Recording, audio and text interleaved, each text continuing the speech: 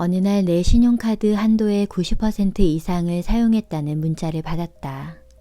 한도가 500만 원인데 내가 450만 원을 긁었다는 뜻이었다. 사실 몇 달 전에도 그랬다. 신용카드 값을 치르기 위해 예금을 해지하고는 이제는 절대로 카드를 쓰지 않겠다고 다짐했었건만 그렇게 다시 제자리로 돌아온 것이었다. 책장에 꽂혀있는 재테크 책만 해도 10권이 넘는데 나는 늘 마이너스 인생이었다. 그런 지경에서 벗어나려 이미 이런저런 시도들을 다 해보았다. 예산도 세워봤고 신용카드는 몇 번이나 잘랐는지 모른다.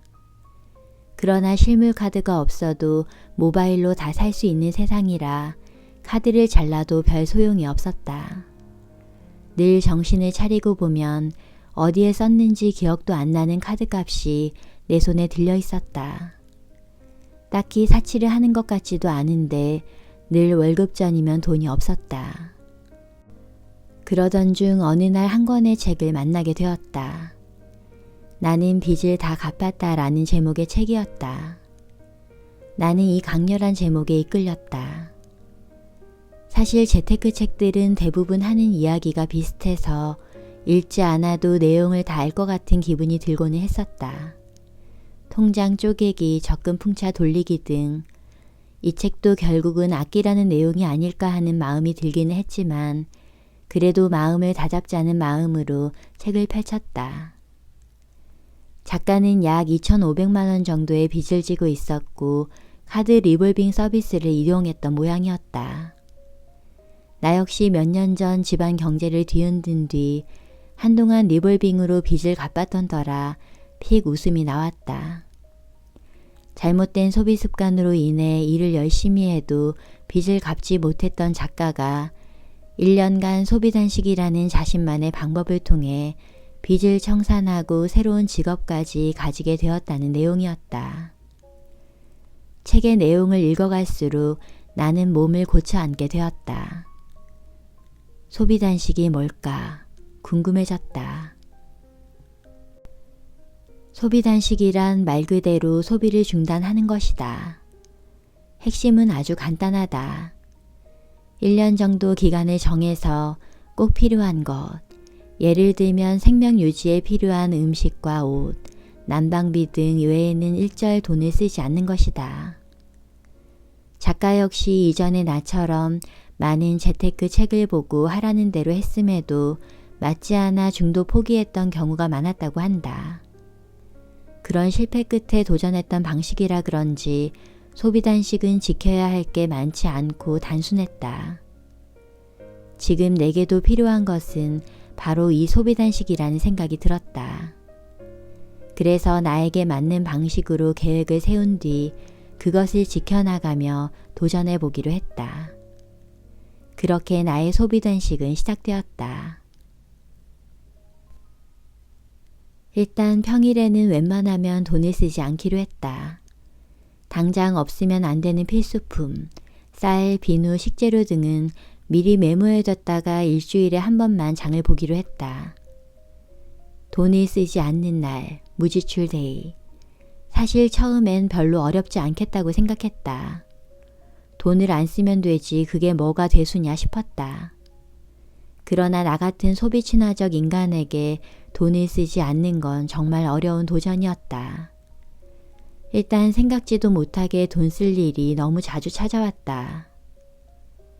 예를 들어 아이와 산책을 하려고 지갑만 달랑 들고 외출했을 때 갑자기 아이가 목이 마르다고 하면 참 난감했다.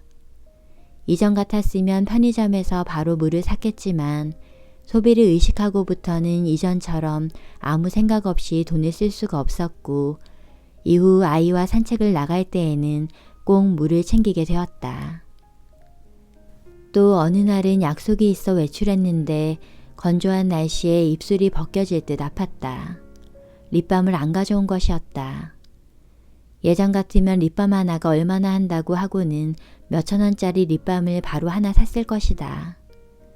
그러나 사고 싶은 마음을 꾹 참고 집으로 돌아와 코트며 패딩이며 옷이란 옷주머니를 다 뒤져보니 똑같은 립밤이 3개나 나오는 것이었다.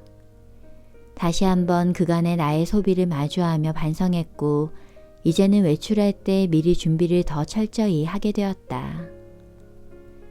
이렇게 하루하루 무지출 성공의 날이 쌓일수록 내 안의 뿌듯함과 성취감 또한 쌓여간다. 사소하지만 내가 만들어낸 소중한 성과이기 때문이다. 스타벅스를 애용한 지 20년 가까이 되었다. 스타벅스 매장에 흐르는 음악과 분위기, 조명, 그리고 친절한 직원들이 좋았다. 아침에 베이글과 크림치즈, 오늘의 커피를 한 잔 놓고 앉아있으면 근심 걱정이 모두 사라지는 것 같았다. 그렇게 커피 한 잔이 내 삶의 활력소가 되고 소소한 소비라고 생각해서 특별히 줄일 생각을 하지 않았었다. 하지만 카드값을 받아들고 자세히 살펴보니 내가 한 달에 많게는 몇십만 원을 커피값으로 쓰고 있었다. 그간 내게 많은 위로와 기쁨이 되었지만 이제는 이별을 고할 때가 되었다는 생각이 들었다. 끊지 않고서는 소비가 더 줄어들 것 같지 않았기 때문이었다.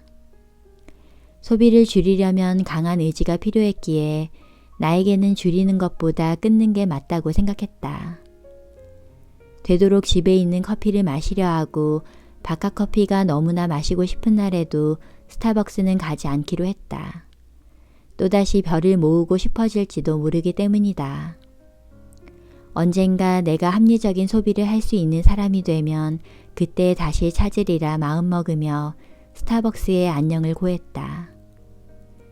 그렇게 발길을 끊자 카드값은 매달 스타벅스에서 지출하던 금액보다 더 많이 줄게 되었다. 어릴 때 우리 집은 TV가 없는 대신 부모님께서 책은 양껏 사주셨던 덕분에 어릴 때부터 책벌레로 자랐다. 내향적인 성향과 집안 분위기가 잘 맞아떨어져 나는 친구들이랑 노는 것보다 독서를 좋아하는 아이가 되었다. 그러다 보니 학창시절 때부터 사 모은 책부터 결혼해서 남편과 함께 사 모은 책들까지 잔뜩 쌓아두고만 살았다. 그런데 언제부터인가 그 책들이 스트레스로 다가왔다. 마음을 굳게 먹고 중고 책방에 책을 팔기 시작했다. 조금씩 비워지는 책장을 보며 머릿속도 맑아지는 듯한 홀가분함을 느낄 수 있었다. 이후 나는 책을 사는데 한층 더 신중해졌다. 웬만한 책은 도서관에서 빌리거나 일정 구독료를 내면 마음껏 책을 볼 수 있는 서비스를 활용하고는 한다. 물론 소비 단식이 책은 사지도 보지도 말라고 강요하는 도전은 절대 아니다. 단지 나는 책을 사는 행위를 즐기는 나의 습관을 바꾸고 싶었다. 여전히 소장하고 싶은 책은 억지로 팔지 않고 보관하거나 친구와 나눠 읽고 침대 옆에는 늘 읽고 싶은 책이 꽤 많이 쌓여 있다. 내가 바라는 정도까지 책장이 말끔해지려면 아마 시간이 좀 더 걸릴 것이다. 정말 좋아하는 몇 가지 책으로 단출한 책장을 이룬다면 그때는 마음이 더 편안해지지 않을까 생각해 본다. 소비 단식을 하며 나는 사람들의 시선에 꽤 많이 신경을 쓰고 그걸 의식할 때 돈을 가장 많이 쓴다는 것을 깨달았다. 남들에게 있어 보이고 싶은 이상과 욕망이 카드값 500만 원을 만들었던 것이었다. 그런 나를 직면하고 인정하고 나서야 빚, 카드값, 나쁜 소비 습관에 대한 실마리도 풀리기 시작했다. 이렇게 소비 단식은 나에게 단순히 소비만 줄이는 기간이 아니었다. 스스로에 대해 치열하게 고민하며 나쁜 소비 습관을 버리는 시간이기도 했다. 나는 20년 넘게 매년 다이어리를 샀던 사람이다. 매해 11월이 되면 서점의 문구 코너에서 색색의 다이어리를 구경하며 어떤 다이어리를 살까 고르는 것 자체가 행복했다. 간 김에 펜도 예쁜 걸로 하나 사고 스티커와 마스킹 테이프도 고르는 것 또한 큰 기쁨이었다. 그러나 이제는 문구류를 몇만 원씩 사는 일은 거의 없다. 이미 가지고 있는 노트와 다이어리를 먼저 다 사용하는 것이 우선이다.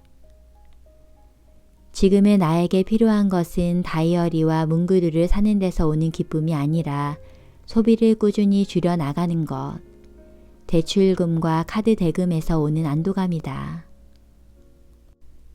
한 연구에 따르면 사람은 빚이 있을 때 재정적 불안을 생각하는 것만으로도 꽤 많은 고통을 느낀다고 한다. 경제적으로 불안정한 상황을 떠올린 사람들이 안정된 상황을 떠올린 사람들보다 정신적, 육체적 고통을 거의 2배나 느꼈다는 것이다. 또 빚이 많을수록 사치품을 사고자 하는 욕구도 커진다고 한다. 빚이 늘어날수록 스스로를 낮게 인식하게 되고 이를 상쇄하기 위해 사치품을 더 구매하고 싶어 한다는 것이다. 나 역시 학자금 대출부터 신용대출, 할부 거래, 은행 대출까지 빚을 가지고 있었다. 어쩌면 내가 오래도록 불안에 시달린 이유는 이러한 빚에서 온 것인지도 모르겠다.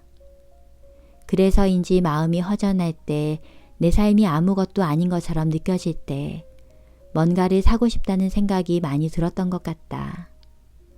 뚜렷한 성과도 없는 일들을 계속하며 지친 마음을, 헛헛한 빈 마음을 소비로 채우려 했던 것이다. 소비는 내가 이룰 수 있는 가장 쉬운 성취였으니 말이다. 그러나 카드값을 외면한 채 마구 하던 소비는 늘 아찔하고 위태로웠다. 다행스럽게도 지금은 한 단계씩 천천히 아래로 내려오는 중이다. 소비를 꾸준히 줄여가다 보니 카드값이 줄고 빚도 할부금도 줄었다. 카드값을 0원으로 만드는 기적을 체험했고 저축도 시작하게 되었다. 가랑비에 옷 젖는다는 말이 그냥 나온 게 아니다. 꾸준한 작은 소비가 거대한 대출과 카드값을 만들어내기 때문이다.